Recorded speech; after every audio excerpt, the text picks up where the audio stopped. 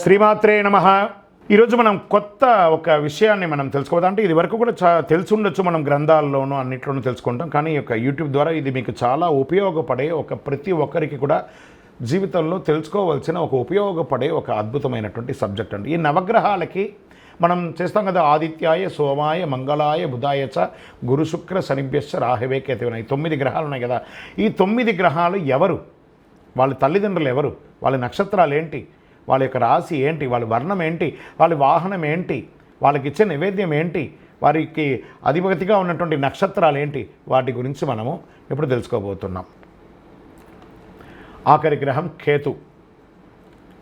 ఈ కేతు గ్రహం వచ్చిందంటే నాకు ఆరోగ్యం దెబ్బతింటుందేమో, నాకు యాక్సిడెంట్స్ అవుతుందేమో, నా ఇబ్బందులన్నీ వస్తాయేమో, అవన్నీ ఒక పక్కన ఉన్న ఆయన ఎలాంటి వాడు, ఎలాంటి అనుగ్రహాలు ఇస్తారో కూడా చూద్దాం. ఇప్పుడు కేతు భార్య వచ్చి చిత్రలేఖ, ఎవరెవరికైతే ఏమేమి ఈయన పూజిస్తే వచ్చే లాభం చెప్తాను చూడండి. ఆస్తి నష్టం, చెడు అలవాట్లు, పుత్రదోషం, ఇవన్నీ కూడా ఆరోగ్యం, అనారోగ్యంగా ఉన్న వాళ్ళకంతా అనారోగ్యం తొలగిపోవాలనుకుంటే ఈ కేతువును పూజించక తప్పదు. ఈయన ఎలా ఉంటారంటే ఉత్తర పడమటి ముఖాధీశుడై ఉంటాడు.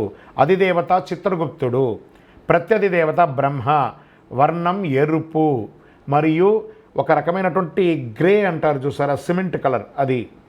వాహనం గద్ద, ధాన్యం ఉలవలు, పుష్పం ఎర్రని కలువపూలు, వస్త్రం రంగురంగులకి వస్త్రం, అన్ని రకాల ఆయన అనేక వస్త్రాలు ధరిస్తారు. జాతిరత్నం వైడూర్యం, ఆ వైడూర్యం ఇలా పెట్టుకుంటే ఆ క్యాట్ ఐ అంటారు చూసారా, ఇలా కదులుతూ ఉంటుంది. ఈ నవరత్నాల్లో ఆఖరిలో ఉన్నటువంటిదే వైడూర్యం అనమాట.